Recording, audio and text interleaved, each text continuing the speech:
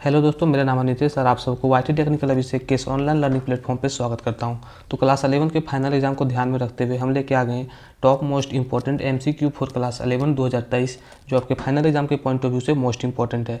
इसलिए आप लोगों से काइंडली रिक्वेस्ट है कि वीडियो में शुरू से लेकर लास्ट तक बने रहें और अपने तैयारी को मजबूत करें। तो चलिए बिना किसी देरी के वीडियो को स्टार्ट करते हैं। तो क्वेश्चन नंबर 1 कहता है कि 1 micro is equal to, option A कहता है 10 के पावर 9 मीटर, ऑप्शन बी कहता है 10 के पावर -12 मीटर, ऑप्शन सी कहता है 10 के पावर -6 मीटर और ऑप्शन डी कहता है 10 के पावर -15। तो इसका जो करेक्ट ऑप्शन होगा ऑप्शन नंबर सी 10 के पावर -6 मीटर। 1 माइक्रो जो है वो 10 के पावर -6 मीटर के बराबर होता है। अगला क्वेश्चन नंबर 2 कहता है कि dimensional formula of acceleration, option A कहता है mlt के पावर -2, ऑप्शन बी कहता है lt के पावर -1, ऑप्शन सी कहता है mlt के पावर -1 और ऑप्शन डी कहता है lt के पावर -2। तो इसका जो करेक्ट ऑप्शन होगा ऑप्शन नंबर डी होगा lt के पावर -2। ये कैसे हुआ इसको समझते हैं। जैसे एक्सेलरेशन, तो हम लोग पढ़ें कि एक्सेलरेशन जो होता है वो वेलोसिटी बटा टाइम होता है और वेलोसिटी का डायमेंशनल फार्मूला होता है lt के पावर -1 और टाइम का होता है t। इसको जब ऊपर ले जाएंगे तो इसका डायमेंशनल फार्मूला होगा lt के पावर -2। तो इस प्रकार से ऑप्शन नंबर डी जो है वो करेक्ट ऑप्शन होगा। अगला क्वेश्चन नंबर 3 कहता है out of the following which can not be negative, इनमें से कौन सा नेगेटिव नहीं होगा। तो ऑप्शन ए कहता है total path length, option B कहता है वेलोसिटी, ऑप्शन डी कहता है एक्सेलरेशन, ऑप्शन डी कहता है नन ऑफ दीज। तो इसका जो करेक्ट ऑप्शन होगा option number C total path length. जो टोटल पाथ लेंथ होता है वो कभी नेगेटिव नहीं होता है। वेलोसिटी नेगेटिव हो सकता है, एक्सेलरेशन भी नेगेटिव हो सकता है, इसलिए जो करेक्ट ऑप्शन होगा ऑप्शन नंबर ए टोटल पाथ लेंथ। अगला क्वेश्चन नंबर 4 कहता है angular displacement in a unit time is called, option A कहता है एंगुलर मोमेंटम, ऑप्शन बी कहता है एंगुलर एक्सेलरेशन, ऑप्शन सी कहता है एंगुलर वेलोसिटी और ऑप्शन डी कहता है फ्रीक्वेंसी। तो इसका जो करेक्ट ऑप्शन होगा option number C angular velocity. अगला क्वेश्चन कहता है if alpha and beta are two angles of projection for the same range of projectile then, option A कहता है a + b बराबर 180, बी कहता है a + b बराबर 90, ऑप्शन नंबर सी कहता है a - b बराबर 90, ऑप्शन डी कहता है नन ऑफ दीज। तो इसका जो करेक्ट ऑप्शन होगा option number B alpha + beta बराबर 90। अगला क्वेश्चन कहता है Newton's which law is the real law of motion, Newton के किस लॉ को रियल लॉ ऑफ मोशन के नाम से भी जानते हैं। ऑप्शन ए कहता है Newton's first law of motion, option B कहता है Newton second law of motion, option C कहता है Newton third law of motion, option D कहता है नन ऑफ दीज। तो इसका जो करेक्ट ऑप्शन होगा option number B Newton second law of motion. अगला क्वेश्चन नंबर 7 कहता है strongest force in nature, nature का सबसे स्ट्रॉन्गेस्ट फोर्स किसे कहते हैं। तो ऑप्शन ए कहता है ग्रेविटेशनल फोर्स, ऑप्शन बी कहता है वीक फोर्स, ऑप्शन सी कहता है इलेक्ट्रोमैग्नेटिक फोर्स, ऑप्शन डी कहता है न्यूक्लियर फोर्स। तो इसका जो करेक्ट ऑप्शन होगा option number D nuclear force. Nuclear force को हम लोग स्ट्रॉन्गेस्ट फोर्स इन नेचर के नाम से भी जानते हैं। अगला क्वेश्चन नंबर 8 कहता है कि rocket propulsion is based on the principle of conservation of, option A कहता है मास, ऑप्शन बी कहता है एनर्जी, ऑप्शन सी कहता है लीनियर मोमेंटम, ऑप्शन डी कहता है एंगुलर मोमेंटम। तो इसका जो करेक्ट ऑप्शन होगा option number C linear momentum. अगला क्वेश्चन नंबर 9 कहता है if normal force become 2 times, अगर नॉर्मल फोर्स को 2 टाइम्स हम लोग कर दें देन कोफिशिएंट ऑफ फ्रिक्शन पे क्या इफेक्ट आएगा।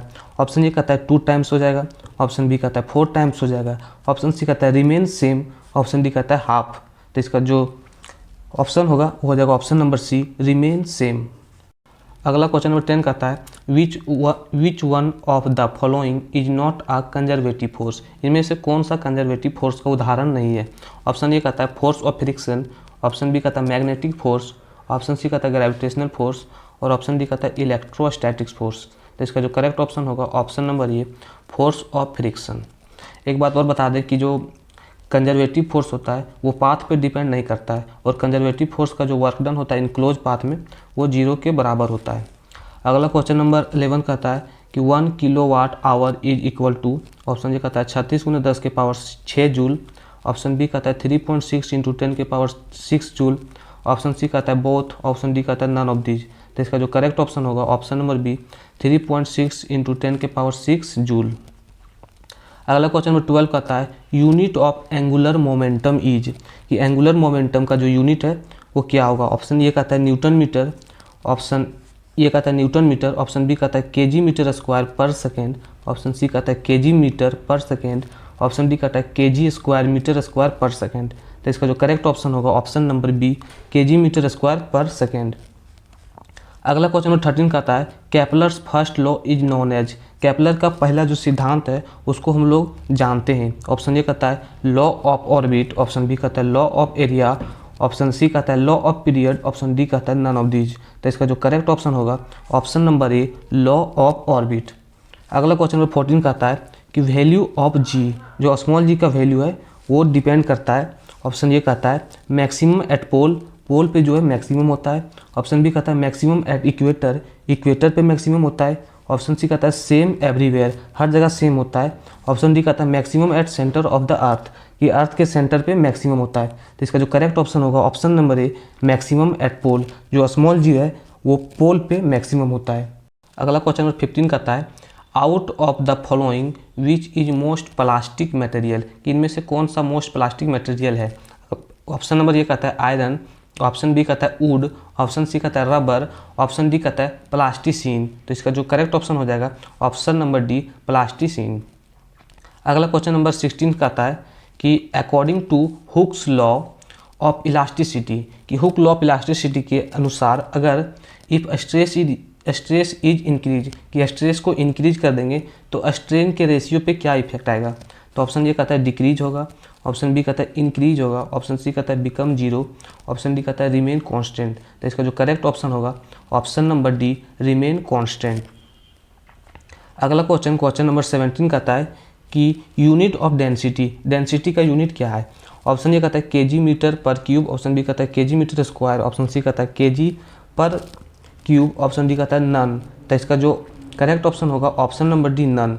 वैसे जो हम लोग जानते हैं कि जो डेंसिटी बराबर होता है मास बटा वॉल्यूम, तो मास का होगा केजी और वॉल्यूम का होगा मीटर क्यूब। तो इस प्रकार से ऑप्शन डी जो है वो करेक्ट ऑप्शन होगा, क्योंकि यहाँ ऑप्शन में दिया नहीं था। अगला क्वेश्चन नंबर 18 कहता है कि which of the following instrument is used for measuring atmospherical pressure, कि एटमॉस्फेरिकल प्रेशर को नापने के लिए कौन सा इंस्ट्रूमेंट को हम लोग यूज करते हैं। ऑप्शन ए कहता है थर्मोमीटर, ऑप्शन बी कहता है बायोमीटर, ऑप्शन सी कहता है मोनोमीटर, ऑप्शन डी कहता है हाइड्रोमीटर। तो इसका जो करेक्ट ऑप्शन होगा ऑप्शन नंबर बी, बायोमीटर। अगला क्वेश्चन नंबर 19 कहता है solid materials are heated by. Option A कहता है कंडक्शन, ऑप्शन बी कहता है कन्वेक्शन, ऑप्शन सी कहता है रेडिएशन और ऑप्शन डी कहता है नन ऑफ दीज। तो इसका जो करेक्ट ऑप्शन होगा ऑप्शन नंबर ए, कंडक्शन। अगला क्वेश्चन नंबर 20 कहता है कि internal energy of an isolated system. Option A कहता है इंक्रीज, ऑप्शन बी कहता है डिक्रीज, ऑप्शन सी कहता है रिमेन सेम और ऑप्शन डी कहता है नन ऑफ दीज। तो इसका जो करेक्ट ऑप्शन होगा वो जाएगा option number C, remain same.